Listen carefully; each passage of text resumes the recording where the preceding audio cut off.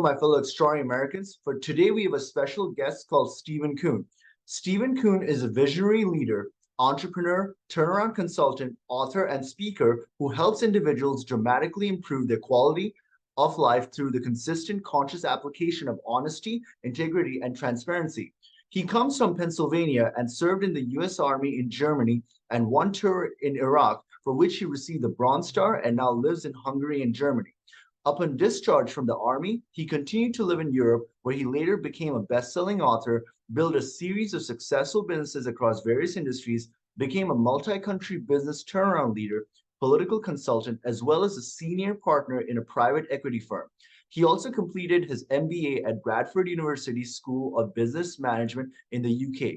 Stephen has consulted megastars, politicians, NASDAQ and PLC firms, royals, and Fortune 500 companies, and has generated over $500 million in revenue for his clients. Stephen's true calling lies in empowering others to achieve their full potential.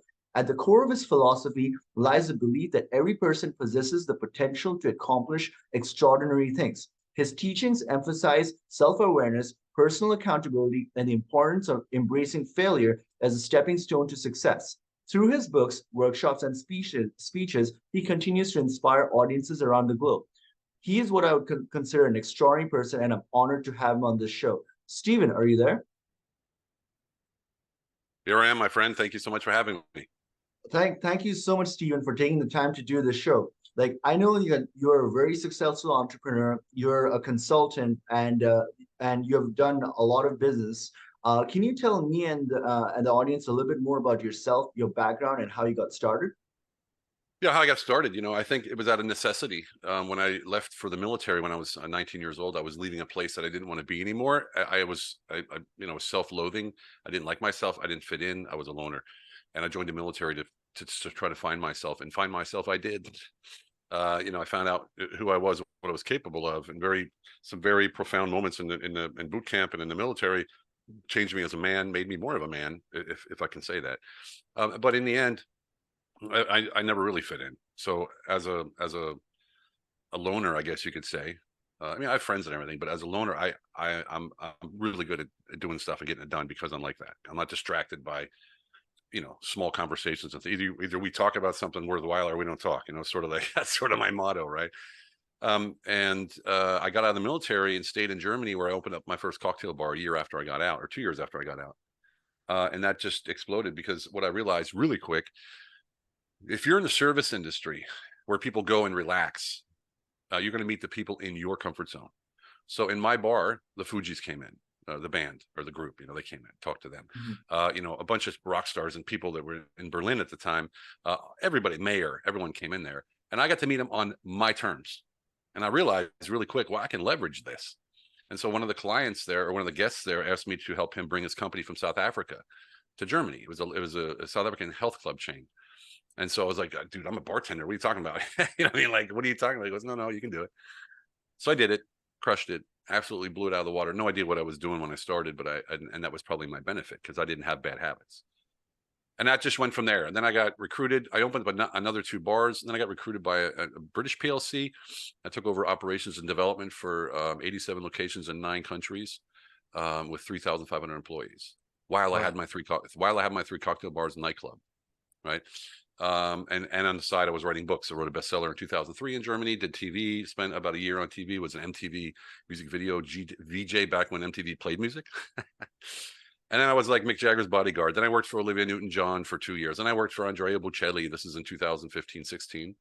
And I just kept moving, And I moved from Berlin. Then I moved to Madrid, then Spain, Portugal, Austria, Switzerland, UK. Ended up in Hungary. Then I ended up in Poland. Then back to Hungary. And now I'm in Turkey. And I still have my German entity and my Hungarian entity, but I'm in Turkey right now with my wife. And basically what I've done is all these years of experience. And I mean, I've done ridiculous things that I had no business doing because I had no qualifications to do them. But I did them, and I did them better than most people from the industry. A little story is when I was working for Andrea Bocelli, I was trying to get a renegotiation of contracts for one of his artists with Universal Music and Warner Brothers and Rhino Records in London. So I called And I just said, hey, Stephen Kuhn from Andre Bocelli. I'd like to talk to you. You got 5 minutes. The worst thing will happen is you'll have a great coffee and then we'll never see each other again. And they were like, the guy said, you don't come from this industry, do you? And I said, no. He said, great. When can you be here? You know what I mean? Like disrupt. You got to be different, right? And I realized that. And I got so used to talking to people. You know, I realized I met the mayor of Berlin, Klaus Wowereit, in the sauna naked. You don't get any more Wow. personal than that. That guy, well, in Germany, everybody's naked. It's like the thing that they do there. Like everybody's naked. It's co-ed. It's co-ed nakedness. It's crazy. Anyway, I met him and they're naked. And how do you not become intimate with somebody like that? And so later he invited me to like a Billy Joel concert. I met Billy. We were backstage. It was just some crazy stuff like that. And that was all because I provided something that no one else provided. And that was I listened to them and gave them the top service what they wanted and overachieved whatever it is that they were looking for. And so that's sort of my motto in life. And now since 2017, I've been an online advisor and mentor. And I mentor mostly men. And I help them take from where they are, which is usually very, very successful or mid successful. They think they're at the top, but they don't know that there's more in them, or they feel it, but they're not sure how to get there. And then I weave in a little bit of masculinity. And you might be asking us, well, masculinity, what's that got to do with anything? I'm not talking about gender. I'm talking about energy, right? There's a masculine and a feminine energies. And a masculine man, if we look back, the masculine men are the ones who stepped up, who ran into burning buildings, who went towards the bullets when everybody else was running away from the bullets. So they're the ones that typically start a business or climb up to the top of the ranks of any company. They're the men that take charge, that aren't scared to lead, aren't scared to make mistakes, love actually learning from their mistakes. And so I teach men not only how to do that, but in my book, Unleash Your Humble Alpha, we talk about owning your presence. And owning your presence is important because when you step into a room, if you don't have a presence, you're just like everybody else. And so in the book, we go through how to be present. Being present is real simple. Having presence is real simple. Just be present, and being present, there's a way to do that. We can talk about that later if you want. I've rambled on long enough, but in the end, right now, I basically work with men who want to take it to the next level, who want to become more masculine, certain. And if you listen to me speaking right now, you're not going to hear me say, let me think, because I know what I'm saying. I'm certain of my abilities to deploy my genius and my abilities in any given situation. That's what we teach. Steven, that is awesome. And one of the things that I wanted to like put in is like masculinity is so important, and yet in today's world, it seems like it's almost under attack. You know, like there's like a wave like where they think that masculinity is like toxic or something like that. But no, it's what gets things done altogether. And I couldn't agree with you more on that subject. Well, if I can touch on that, masculinity is an energy that comes from within. Machoism is the beard, the tattoos, the motorcycle, the bad attitude, the screaming and yelling. You got to go kill somebody, kill. That's bullshit. That's all external machoism. That's ego. That has nothing to do with masculinity. Nothing. A true masculinity is a calm internal knowing. And I can tell you this: I'm a masculine guy. I'm 56 years old. I'm built, as you can probably see. I look decent, right? And I have fear from nobody, nothing or nowhere, right? And that's not because I'm the strong badass. It's because I'm certain of my abilities. And I know that when I'm certain of my abilities, I don't have to say anything to anybody because they see it. So people say, yeah, toxic masculinity, it's too masculine, this, that, and the other. Not with me. No one's ever said that to me, ever. They've actually said you're the most masculine man I've met. Or man, you're very masculine, but you do it in a way that's very different. And that's because it comes from the inside. I don't need to prove anything to anybody. So I push that on my guys. Like I have a client, really good guy, really smart, articulate, but he talks weak. When he talks, it's weak, right? There's no power in there. So with one session, he now talks like a man that owns his shit, if you will me, right? And his girlfriend, right, is all over him now. And he's like, wow, I can't believe just owning who I am and knowing that what I'm saying is my opinion and my belief. And that's all that matters. Because the most time that when someone says something, they're so worried about what the other person's going to say, they don't say it with confidence and with certainty. And when you do that, people see the hole and they shoot for the gap and they want to pry you apart. If there's no holes or no gaps or no cracks, there's nothing to pry. I think like regards to like that client whose girlfriend is now really into it because of a masculine feminine polarity, right? Because the more masculine you are, the more it creates an attraction. So it's something I studied during my life, and I found it really fascinating, to be honest. Well, my experience is, now I've been married 3 times. My experience is the true masculine, the true, deep masculine can only come to life when you have a truly feminine in your life. And I never believed that, but I'm more masculine now at 56 than I've ever been in my life. I mean, I feel like a man. And that's partially because beside me is a woman who is ultra feminine, but a very strong leader, not loud and brash and dressing all flashy and everything.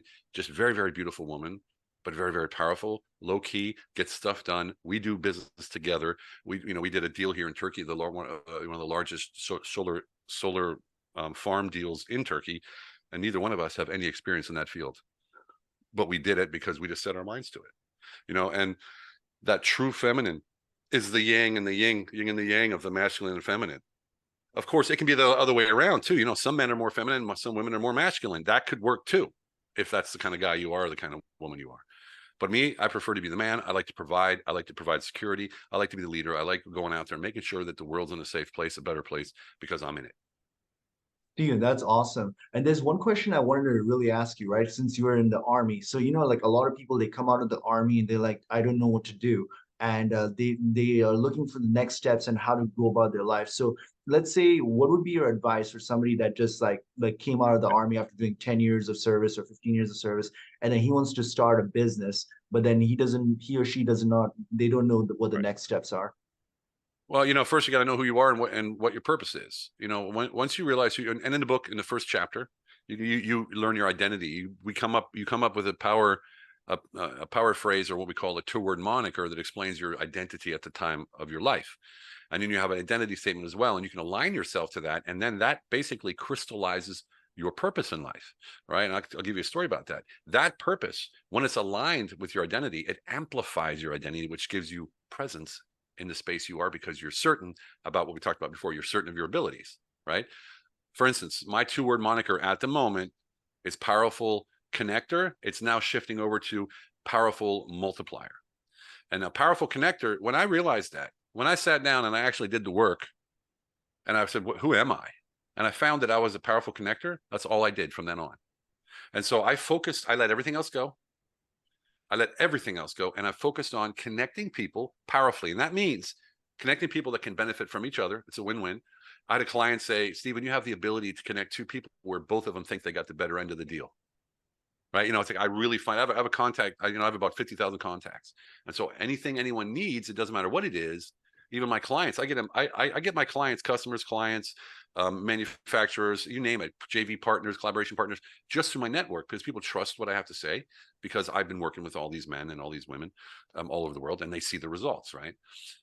There's something that I live by, and it's real simple. This is, if you can grasp this, if the listeners can grasp this, it'll make your life so amazing. 3 ways to deal with every situation. Receive what's in front of you, decide what to do with it, make a decision, right? And then let everything else go that doesn't serve you. And then you're always focused, right? You're always focused. Now, I don't mean head to the grindstone, because if your head's to the grindstone, what are you looking at? The grindstone. So you don't see nothing else.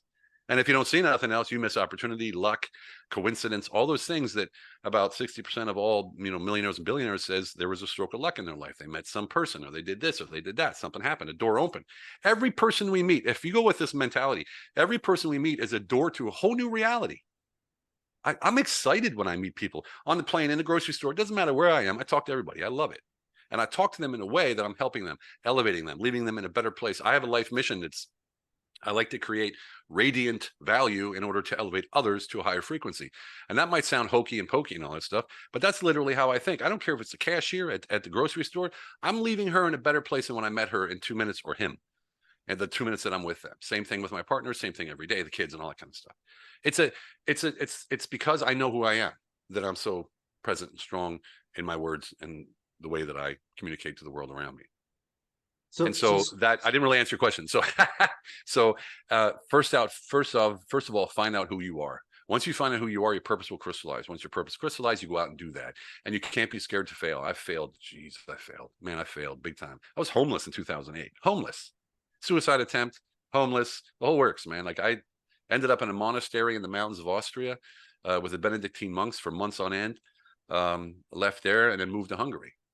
it was just, I just started over, like 10 times or whatever, 3 wives at least. So at least 3 times I started over, but it's been 10 countries in total.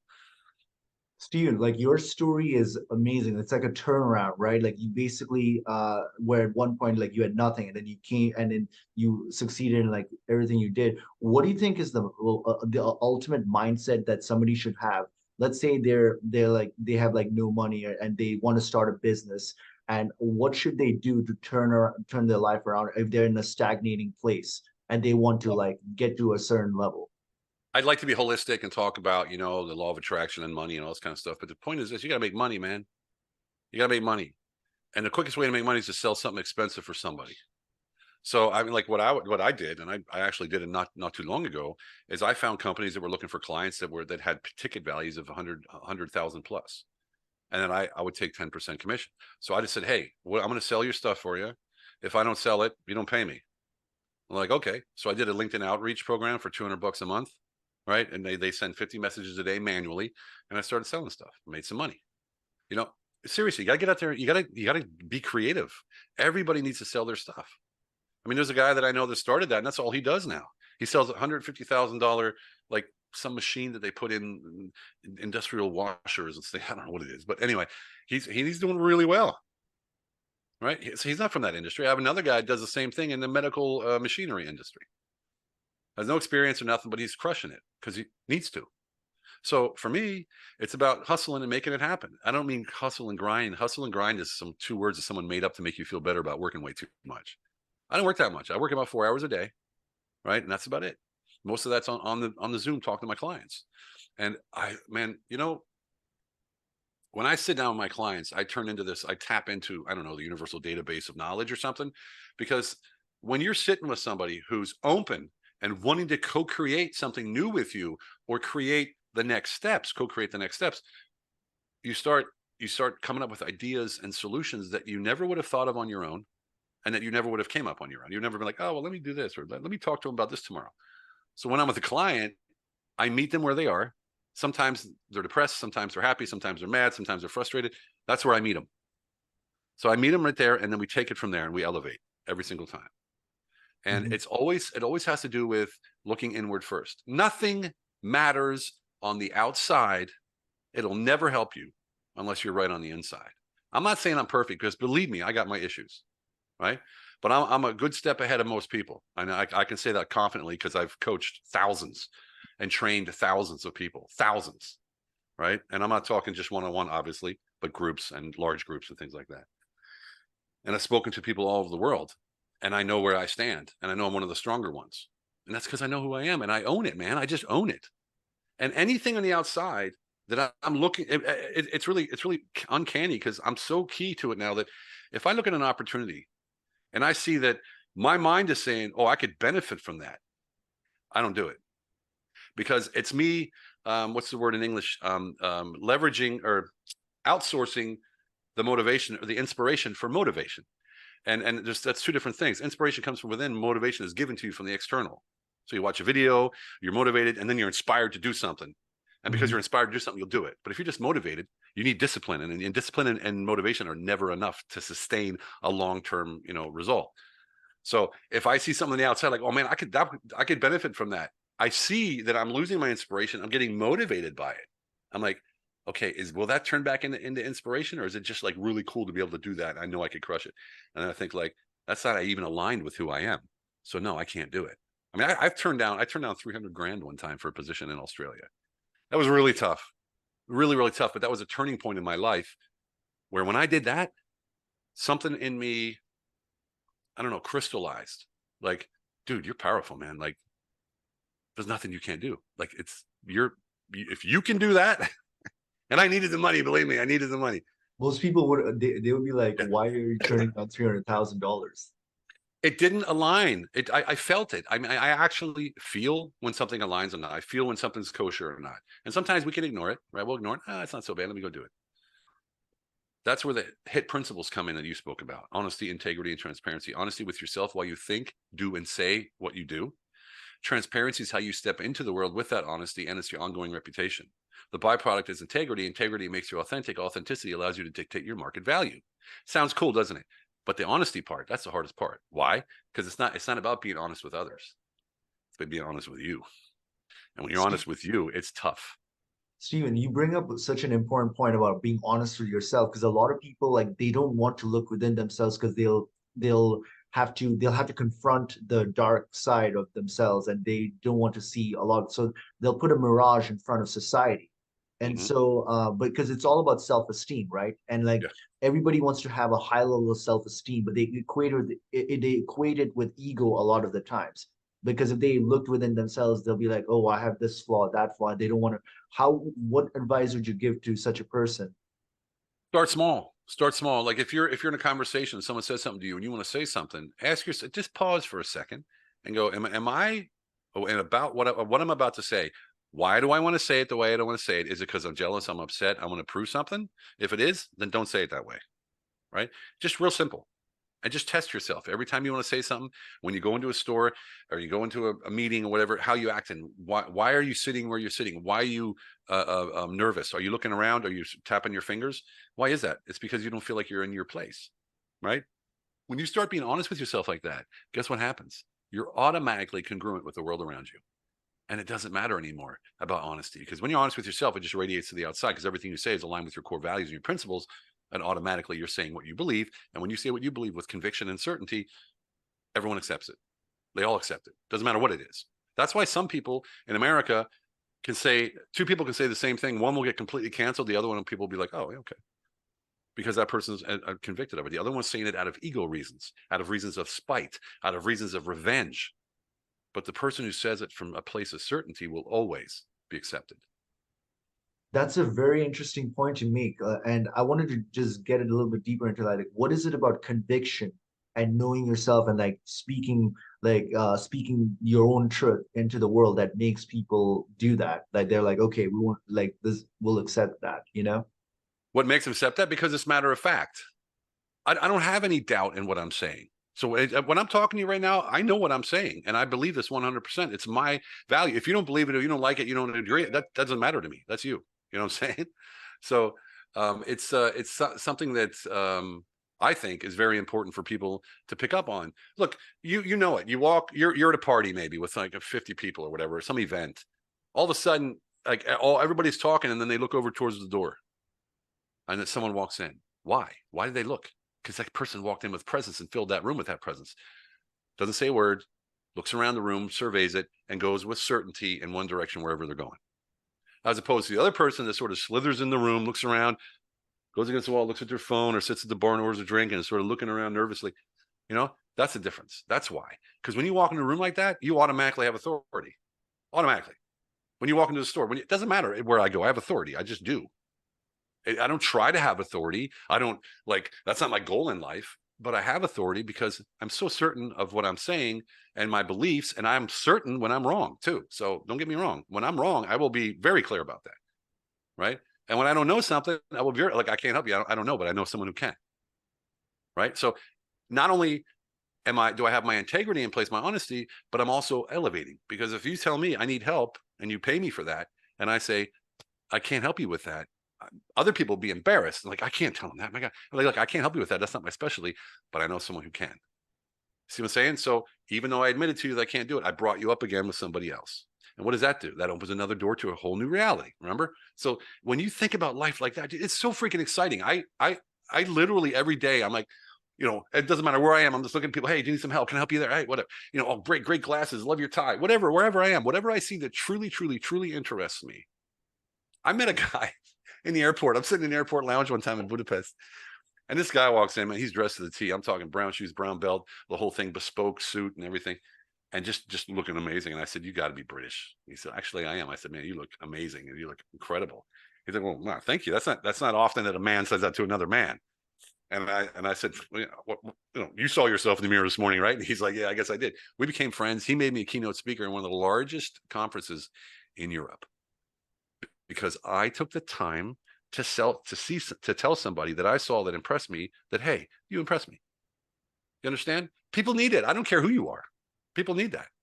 I walked into a hotel. I was at a hotel in Berlin, and Bill Clinton was there. This was back in '94, I think it was. And I walked up to him and I said, "Hey, William Jefferson Clinton, how you doing? You enjoying Berlin?" And he just looked at me. He's like, "Yeah, I am actually." I said, "Where have you been?" And he starts. We had like a half an hour, 20-minute, half an hour conversation with a guy that thought that he knew me just because I had presence. Because I showed up. First of all, I used his whole name. If I'd have called him Bill, that would be rude because I'm not his friend. If I would have called him President Clinton, I would have just been like a fanboy or something, you know. So I just used his whole name, William Jefferson Clinton. That got his attention. That got everybody's attention. Actually, everyone stopped talking to him, and I just talked to him because they thought, okay, this guy must be whatever. It's the perception of others that when someone's certain and has conviction about what they're saying, that they're correct, right, and good. Right? It comes from a place. Look, I'm a very emotional guy. I cry like a baby sometimes, you know. I cried to drop of a hat sometimes, not at movies and stuff, but in situations in my life. I went through some very, very hard times in my life, right? And I still do at times. I have PTSD. I'm disabled in that aspect and some other aspects as well. And I have chronic depression, right? So I'll wake up sometimes. I just want to stick a knife in my neck, Oh, and wow. I just sit there and weep for no reason. And war and all that kind of stuff. But I also know that the only one that's going to get me out of it is me. No doctor, no therapist, no psychologist can take me where I want to go. They can help me. They can give little crutches and a Band-Aid here or whatever, but only I can take me where I want to go if I have the right people around me, if I elevate people around me. And that means coaches and mentors and advisors. I have four. You know, I have four, but one of them died, unfortunately. It was amazing. And 94-year-old world champion bodybuilder who started bodybuilding at the age of 83. You know, like it's just incredible people like that. You can't help but be around them and just absorb through osmosis their greatness. You know what I mean? It's like, and you learn from them. So look, people need to go out there and find mentors and coaches and all that kind of stuff, but make sure they have life experience and business experience. You know, there's a lot of life coaches out there that never did anything, you know, because they feel enlightened, right? And it's amazing, but people ignore the dark side of enlightenment. And there's a lot of dark side to enlightenment, believe me. The dark side is it throws you off your even keel, and the next thing you have ups and downs, your moods drop into your emotions, and you're just sometimes you feel like you're going crazy when you're enlightened. I've been there, you know, and now I found a way to even it out and work it out where I use that as a power when I need it, and otherwise I'm securely grounded in who I am and where I am. So Stephen, with your story of Bill Clinton, what I noticed is that like you came there with complete, like you were like honest with yourself. You have the radical honesty, and you have conviction, and you were fearless. A lot of people would be really afraid to do what you're doing. So how do you go? What is this? What is the secret of going about fearless in your life and Mhm. doing things with such conviction and fearlessness? You focus on the only thing that you can ever control, and that's the intention of what it is that you want to do. You can't control the outcome, so who cares? Right? As soon as we start thinking about the outcome, we get nervous because then we think we have to steer our way to that outcome. You don't. Your intention is what matters. Right. So if I have an intention of adding value by solving problems, that's what I'm going to do. And if, for instance, in a sales pitch or whatever I'm doing, I don't even care what the outcome is because I know that if I give my best and I listen what they're saying and hear what they mean and serve that, then I'm probably going to do a good job. And so when you don't worry about the outcome of anything that you do, of course you have goals. Don't get me wrong. I'm not saying go to life like crazy, but you have goals and then you let go of those goals, paint the picture, let them go, know it's there, and move forward with the intention of reaching that goal. The how doesn't matter when you're certain. Because when you're certain, you don't need to know how because you know you will. You're certain that you will. It's sort of like a given. You know what I mean? So I always like that. Certainty allows you to let go of the how you're going to do anything. So, a quick question on the certainty part, right? So, there has to be a foundation upon which the certainty is built. And what is your foundation for that? Because Yeah. it cannot be based on something that is shaky, right? Because No. it's kind of like a building. It has And to you're be talking like, my language. You're talking my language, brother. It's great. I call it the operating system, your personal operating system. Right? You have to know what your operating system is. My core principles, you know what they are? HIT, right? Honesty, integrity, transparency. Then we have life enterprise. We have creating space. We have investing in relational capital. We have quality of life. They're my 5 core models that are in the book that you can learn. Every chapter has action steps at the end so you can find your identity, your purpose, all that kind of stuff. And it's college curriculum in about 10 universities in America now because of that. Right. And so what you do when you answer these questions and you go through the work is you build a foundation of who you are. And that foundation is solid. That means if you climb the ladder and things happen and you fall back down, you will never fall below your foundation. right? And that foundation is who you are, what you're about, why you do what you do. And when you know that, it doesn't matter what happens because you always have that. I call it your operating system, just like a computer, right? Your laptop operating system stays the same. It might get upgrades and viruses and all that kind of stuff, but it's basically the same operating system all the time. Well, that's what we are. And if you don't know your operating system, how are you going to give it an upgrade? What are you going to do if a virus gets in because you don't know where, right? You know what I'm saying? Like you can't give Yeah. it an upgrade. You don't know your operating system. And one of the ways to do that is through the book. But if you really want to dig deep, then you got to write your own book. And I don't mean write it. You got to say your own book, speak your own book, verbalize your own book into a recording through an interviewer. This is how I write my book, and all my clients write their books this way, and they all write books, by the way. I speak to an interviewer, which is my demographic, who digs deep, because if I'm writing my own book, I'm going to leave things out that I don't think are important, which are probably for everybody else more important than I could ever imagine. And I've lived that, so it's true. Every book I've ever written, 3 of them, they've all been written by somebody else. I did it verbally. They wrote it, edited it, edited it, sent it to me. I corrected some things, and off it went. And it's the best way to get everything out of you. So when you step back, you go, wow, that's why I do what I do. Like now I know who I am, and I know, like I can tell you the moments. The first time I used HIT, the first time I created space. Creating space is amazing. If anyone takes anything away from this meeting today, besides HIT and the 3 core things that I told you about receiving, letting go, receiving, deciding, letting go, is creating space. And creating space is magic, because if I go into a meeting, if I go with my wife or my kids or whatever, you show up wholly and fully for that person in front of you, or the people if you're on stage like I am, right? You show up wholly and fully for the people in front of you, person in front of you, with no preconceived notions or cookie cutter solutions, and no perception of a specific outcome. Focusing on that one thing I talked about, intention, which is all you can control anyway. And when you do that, you just show up wholly and fully, and you're like, here I am, let's go. It doesn't matter what happens, because you know the positivity and the force that you have within, and the certainty that you have is going to create something magical and beautiful. I can't believe sometimes the things that I do with my clients. I have no idea where it comes from. No idea. I'm just so certain that I can solve their problems that I do. It's just, I'm best in crisis situation. When someone says to me, this is impossible, I'm going to do it. If someone says to me, that's too big, I'm going to do it. That's just the way I am. It's the way I think. The more pressure, the more impossible, the harder it is, the more ego is involved with that person or people, the better I perform. That's awesome, Steve. There's so many questions I want to ask you, but like, the time is running out, so I had to ask like 1 or 2 questions about things that I wanted to get your opinion on this, right? So, like America is considered the land of the free and the place where dreams are made. Do you agree or disagree with that? That's how I grew up, brother. That's why I went in the military. That's why I went to war, because I believed all that. I still believe that that aura is still in a lot of Americans, but it's not the America that it was. I think everyone can agree. It's a shame what's happening to America. I'm not talking political, whatever. I'm just talking division like crazy in everywhere. Identity politics has taken over in every situation, and it's horrible. And the thing about it is, most people, when you meet them, you never have an issue with them. I've never had issues with transgenders or homosexuals or whatever. Hell, I had a bar that was in homosexual gay. They were all gay that came into my bar. I loved it. It was great. We had the best times. As a matter of fact, I had a health club too, where it was only the whole community was in there with us. It was great. 12,000 people. I've never had any issues. And then you get attacked because you're, a single white straight male or Christian or whatever it is. I've never been attacked, but I'm just saying, you see that in the press. Here in Turkey, none of that. There's none of that. Zero. Men are men, women are women. Everyone's cool. It's calm. There's no crime here in Antalya. There's no crime. There's no pushiness. There's no bullying. There's no beeping of horns and road rage. None of that stuff. Everyone respects each other. It's a beautiful place to be, I can tell you. Yeah, I think like the ultimate thing is like I know that identity politics is taken over, but ultimately American identity is about like freedom and opportunity and pursuit of happiness. And it is an immigrant thing and it's open to everybody. Like that's how I personally came when I first came here as an immigrant.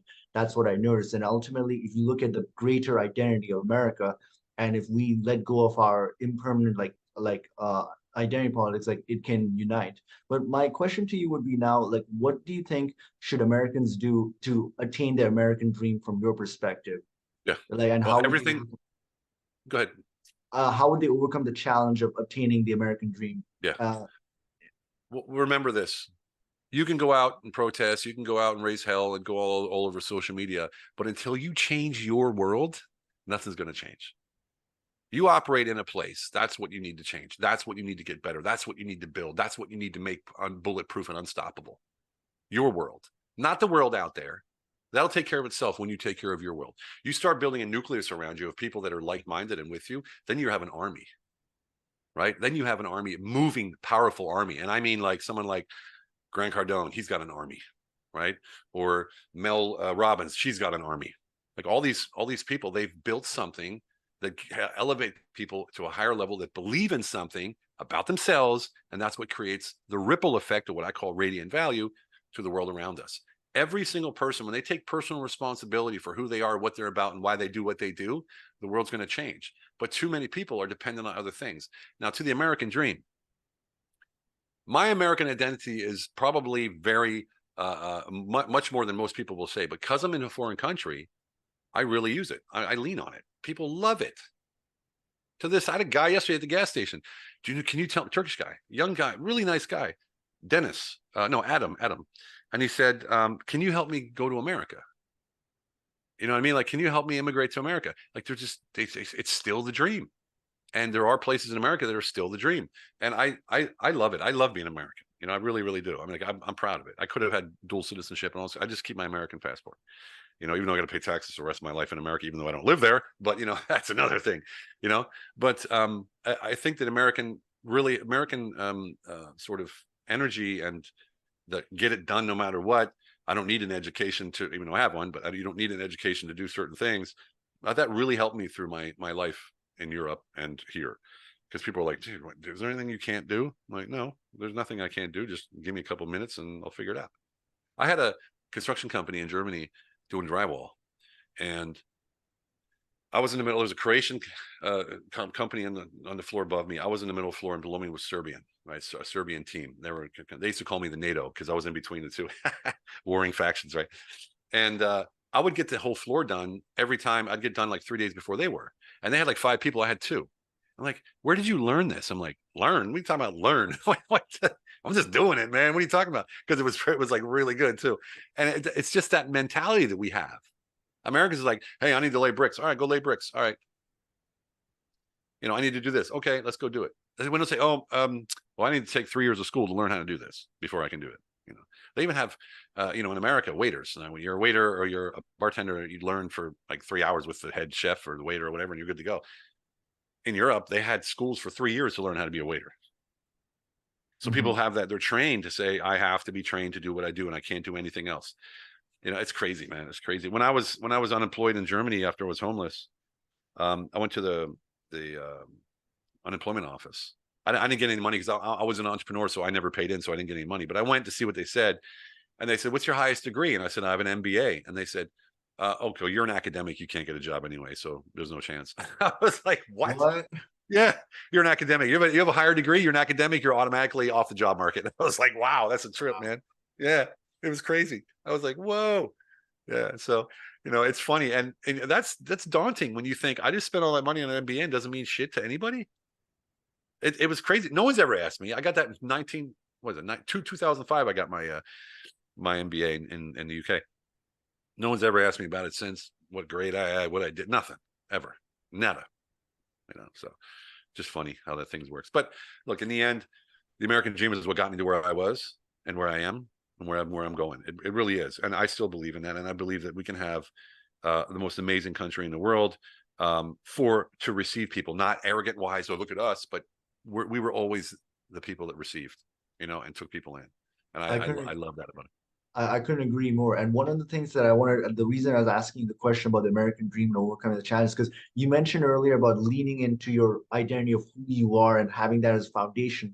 I personally believe that if Americans knew who they were as Americans, which is they have the entrepreneurial spirit, the immigrants and descendants of immigrants, their identity is about freedom, opportunity, and the pursuit of happiness, then automatically all these divisions and polarity would go away because they would know that their purpose is to know who they are and then push forward, you know? What are you saying right there? What you're saying is take care of yourself first. Because when you take care of yourself first, none of the other shit matters. I don't watch the news. I don't care what the hell these people are saying to me. It's all bullshit anyway, right? So I just deal with the world around me, and I deal with things that are happening. I'm aware of what's going on in world happenings, but I don't get tied up in the details and the minutia.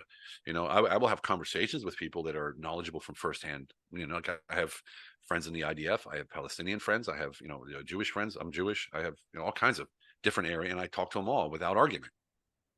So it isn't like you have to be this or you have to be that. Take care of yourself, man. And when you take care of yourself and you feel good about yourself, you're certain, and you have full conviction about who and what you are. You don't need to argue with anybody. You don't need to prove your point. You don't get upset because they believe what they believe. You actually embrace what they believe, and you see that this person really cares about what they're saying, whether it's right or wrong, or you think it's right or wrong, or it doesn't even matter. Stop judging, man. Everyone needs to stop judging each other. And like, No, you're different than me, so I'm right. Who cares? I don't care. If I'm wrong, I will completely own it. Will completely integrity. You know what integrity is in my book? Say what you do. Do what you say you're going to do. Don't do what you say you're not going to do. And if you screw up, just apologize and make it better. That's integrity. Is that hard? yeah. I mean, no, I mean, I couldn't agree more. Yeah. Yeah. Yeah. I mean, yeah, it's about having congruency, right? Where you say something, it's like thoughts, words, and actions, and then you just go ahead and do that. So, yeah. But Stephen, on a different note, actually it's connected to this. Like, I wanted to ask about the premise of how you got your book started, Unleash Your Humble Alpha, and what got you to write this book and what it is about. Well, it all started with the Mick Jagger story. So I was telling it. This is the book, by the way, Unleash Humble Alpha. Again, I was in I think it was in Peru. I don't remember. I do plant medicine journeys to Peru every year. We host them. About 10 people come with us, and we do plant medicine, ayahuasca and San Pedro, and we help purge the blockages in life. We don't go psychedelics. We use it for therapy. And I was sitting there and I was telling a story about, they said, I heard you were Mick Jagger's bodyguard. And I was like, yeah. He goes, what happened? I said, well, I heard on the radio that his bodyguard stayed in London, that he was going to be in Germany for three weeks. And I figured, well, I'm bodyguard. I can go be his bodyguard. So I went to the hotel, waited for him to come down the stairs. And when he's standing in a place where he wasn't walking by, I walked up to him and said, hey, Mick Jagger, I'm your new bodyguard. And he was like, well, who sent you? And I said, I did. I'm an American. I'm a war veteran. I can carry, which means, I can carry, and I know Berlin and I speak German. And he said, well, talk to CJ. And CJ was the security chief or whatever. And CJ said, I got one question for you. And I said, what? He goes, do you know where to get the best German sausage? And I said, yeah. He goes, okay, how's $400 a day? That was it. And he said, how did you do that? And I was like, what do you mean? He goes, how did you just walk up? And like, I just walked up. That's what you just said it. Like, what do you mean? How did I do it? Like, I couldn't explain it. And he said, dude, you got to teach this stuff, man. Like you need to teach people this stuff.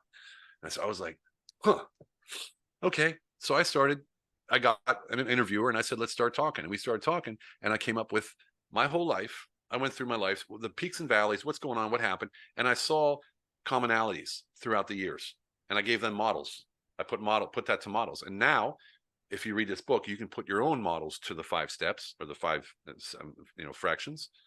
And then you can create your own operating system. And man, let me tell you something. It doesn't matter what I talk about in life, whether it's romance, a woman, war, people, it doesn't matter. It's all based on those 5 core models that I live by. Isn't that crazy? So my whole life boils down to 5 things. Isn't that crazy? And I can talk about anything, do anything, go anywhere, do any job, do any career, task, whatever it is, all based on those 5 core models, because they're mine. That's how I operate. It's my operating system. Fucking amazing. Excuse my French, but it's amazing. If you don't have your operating system, you're missing out, man. Did you feel the power in me right now? I'm not Yeah. faking this. This is who I am. This is who I am. This is really who I am. Like, I'm like this every day, all day. I'm 56. I don't, I'm not like a young, chicken or whatever. And I'm like this every day. Like, my wife is inspired by me every day. I'm inspired by her every day. I don't take this shit lightly. I don't, this world that we live in means a whole lot to me. We got 4 kids, we got 4 kids. I got 2 from previous marriage. She has 2 from previous marriage. And I want that world to be as good as when I had it, when I was growing up. And it means a lot, not just my kids, but all the kids, the younger generations, even the generations that aren't even born yet. If we don't do something, who's going to do it? Nobody. Stop being a sheep. Stop following the masses. Be who you're meant to be. And no one on the outside world can tell you who you're supposed to be. All they can do is help you facilitate the extraction of who you really are. And that's what I do as a coach, as a mentor. That is awesome, Stephen. I would definitely recommend my audience to get your book because I Great. know like when they have conviction and they have a strong foundation, they can like take on any challenges they have in their life. So I really believe that. So Check it out on Stephen, Amazon, or check it out on Amazon or Audible. You know, you can grab it on either one. You can either read it or you can listen to it. Either way. no, yeah. So it's Unleash Your Humble Your, Alpha. I'll hold it up again. Unleash your humble alpha. Own your presence in life and become the epic leader you're meant to be. That's the title. Awesome, Stephen. And so, Stephen, are there any other projects that you're doing right now that you'd want the audience to get a glimpse into? You know, like I said, we're doing a solar deal here, which is quite large, and probably the largest deal of my life that I've ever done. And I have no work to do at all. I just introduced the three parties: the funders, the builders, and the client. And we made sure that it happened. We injected power into it, made sure everybody profited from it, and everyone's fine. And now it's signed, and now we're just waiting for the funding to come through. It should be in about a month, and then it's basically retirement for the next 3 generations. But you know, if anything can happen between now and then, you know. So that's one project. But no, you know, I'm going to be speaking probably in West Palm Beach, Florida, 12, 13, 14 December. I might be down there for a while. I don't know. I don't. The one thing that I do that I love more than anything is sitting down on Zoom or in person with a guy who says, "Man, I know I'm worth more. I know I can do more. I know I'm more powerful than I am right now." That's where I thrive. So I'll do that anywhere, anytime, with whoever. You know what I mean? Like that's what I love, and I'm really good at it. That's awesome, Stephen. So, Stephen, how can our audience like connect with you and get to know more about you and what you do and all of that? Sure. Stephen at humblealpha.com. That's my email, humblealpha.com. Stephen at humblealpha.com with a V, Stephen with a V. Otherwise, social media: Stephen Eugene Kuhn on Facebook, Stephen Eugene Kuhn on Instagram, Stephen Eugene Kuhn on LinkedIn. That's all the same name, same picture, everything. So you can't mistake me for nothing. And reach out. Look, reach out. You need some help. You need, your company needs some help. You guys need some training. You need to pull out the masculine in you. You want to give me shit about talking too much about masculinity? Call me. I don't care. I mean, I can learn from you. You know what I mean? Like, I can really learn from people who are mad at me like that. You know, I had some conversations sometimes. It was fascinating. You know, it's fascinating the things you learn about the perception that people have about someone who says that they're masculine, and they think automatically leather jacket, motorcycle, you know, that kind of stuff, you know, badass, Jocko Willink, or, you know, like someone like kill, you know, that kind of stuff. That's not masculine. Part of it is, if you're masculine on the inside, yeah. That's bravery. If you're going into war, that's definitely masculine, and that's part of it is bravery, you know, that kind of stuff. But screaming to the world about how badass you are, that's not necessarily masculinity that I'm looking for, if you know what I mean. No, like totally. Yeah. So, Stephen, I'm so honored that you took the time to do this podcast with me, and I would definitely love to have you at a future time as a guest. You know, like whatever 100%. you've talked about, like alpha, masculinity, and like to go about business and everything. It's like so, like the especially the part about conviction. Like I'm inspired myself right now, Good. and I want to apply this in my own life, and I hope that the audience does as well. That's incredible. I'm honored you would say that. I really appreciate that. It means a lot. It does. Thank Yeah, you. and I want to conclude this episode by letting my fellow extraordinary Americans know that look, there's an extraordinary within each and every one of us. It's our duty to awaken it and unleash it. Until next time, bye for now. Hey there, everyone. Thank you